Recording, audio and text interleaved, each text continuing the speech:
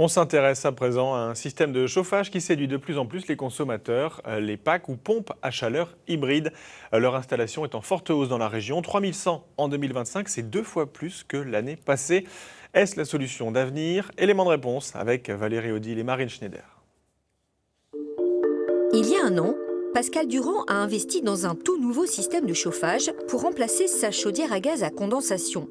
Il a fait poser une PAC hybride gaz, une pompe à chaleur RO couplée à une chaudière à gaz.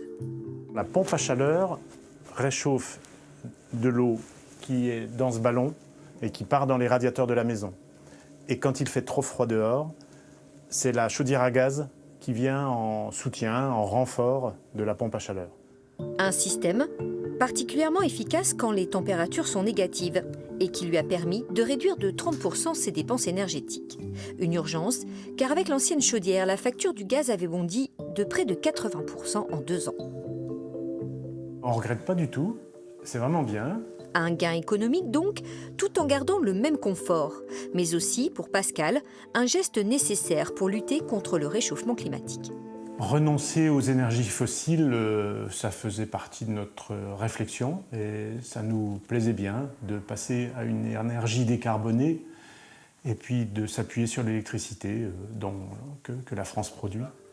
Alors la PAC hybride gaz, est-ce vraiment la panacée, voire le chauffage du futur?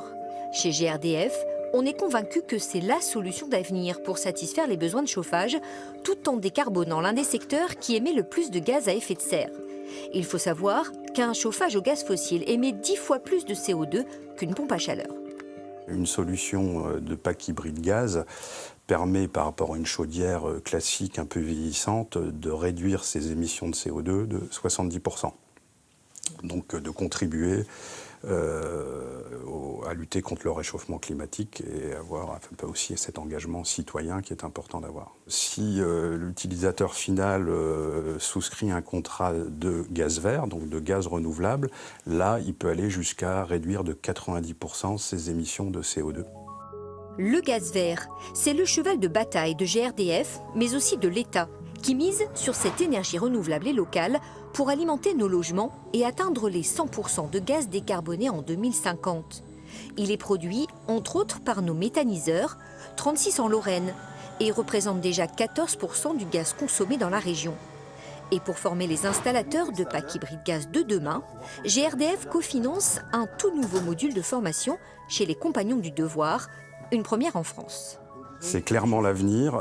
On est clairement engagé dans une voie où la production de gaz vert local dans les territoires permet de nous affranchir du gaz naturel fossile et importé. Actuellement, 20% de notre gaz et la majorité de notre pétrole sont importés des États-Unis et d'Algérie. La PAC hybride est donc une bonne solution à condition d'augmenter rapidement la production et la consommation de gaz vert.